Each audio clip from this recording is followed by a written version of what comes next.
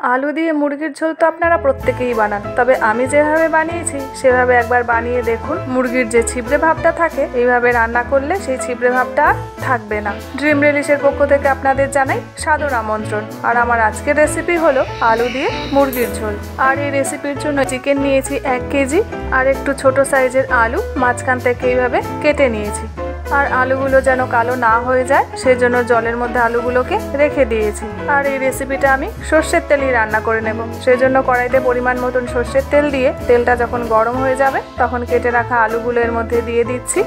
আর আলুগুলো ভাজার সময় এর মধ্যে দিয়ে দিচ্ছি অল্প করে একটু হলুদ আর লবণ।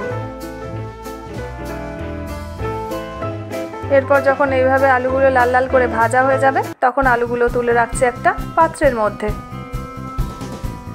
আর এই আলু ভাজা তেলের মধ্যেই দিয়ে দিচ্ছি চিকেনের টুকরোগুলো। আর চিকেনগুলো দিয়ে খুব বেশি নয় 3 থেকে 4 মিনিট মতন ভেজে নেব। আর চিকেনগুলো যদি এইভাবে ভেজে রান্না করা যায় তাহলে কিন্তু চিকেনগুলো ছিবড়ে হবে না, আর টেস্টও কিন্তু হয় খুবই ভালো। আর চিকেনগুলো যখন হালকা একটু ঠান্ডা হবে তখন চিকেনগুলো ম্যারিনেট করে নেব। সেই জন্য প্রথমেই দিয়ে দিচ্ছি ফ্যাটানো টক দই, আর টক দই দিয়েছি এখানে 150 গ্রাম। এবার এর মধ্যে দিয়ে দিচ্ছি কাশ্মীরি রেড চিলি পাউডার, ধনে গুঁড়ো 2 চামচ, হাফ চামচ গরম মশলা আর স্বাদ মতন লবণ। আর সব কিছু দিয়ে এবারে চিকেনের সাথে খুব ভালো করে মাখিয়ে নিচ্ছি। আর এইভাবে ম্যারিনেট করে খুব বেশিক্ষণ নয় 10 মিনিট মতন রেখে দেব।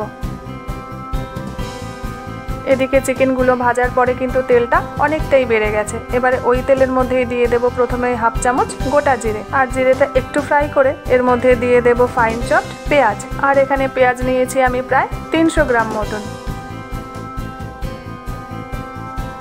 আর পেঁয়াজটা যখন এইভাবে ভাজা হয়ে যাবে তখন এর মধ্যে দিয়ে দিচ্ছি হলুদ গুঁড়ো আর ঝাল লঙ্কার গুঁড়ো। এবারে লঙ্কা আর হলুদ পেঁয়াজের সাথে খুব ভালো করে মিশিয়ে নিচ্ছি। 2 থেকে 3 মিনিট ধরে পেঁয়াজের সাথে লঙ্কা আর হলুদ মেশানোর পরে এর মধ্যে দিয়ে দিচ্ছি আদা রসুন পেস্ট। আর আদা রসুন পেস্ট দিয়ে খুব ভালো করে পেঁয়াজের সাথে কষিয়ে নিচ্ছি।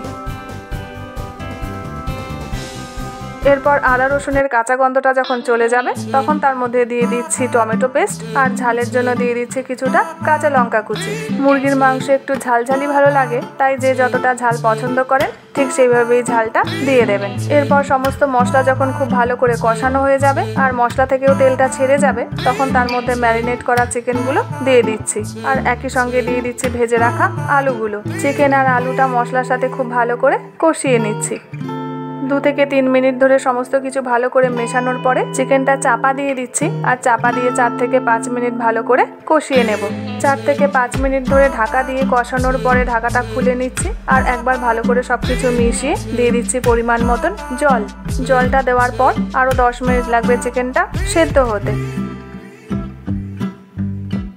আর 10 মিনিট পরেই চিকেনের রেসিপিটা পারফেক্টলি রেডি হয়ে যাবে। তবে নামানোর আগে ওপর থেকে দিয়ে দিচ্ছি কিছুটা ধনে পাতা কুচি। ব্যাস রেডি হয়ে গেছে আমার আজকের রেসিপি আলু দিয়ে মুরগির ঝোল। বাড়িতে তো আপনারা চিকেনের অনেক রকম রেসিপি করে থাকেন, তবে একবার হলেও এইভাবে এই রেসিপিটা করে দেখুন, এর টেস্টটা ভীষণই ভালো হয়। আজকে চিকেনের রেসিপিটা যদি আপনাদের ভালো লেগে থাকে তাহলে আমাকে কিন্তু কমেন্টে জানাতে ভুলবেন না। আবার আপনাদের সাথে দেখা হচ্ছে একটা নতুন এপিসোডে নতুন একটা ভিডিও নিয়ে।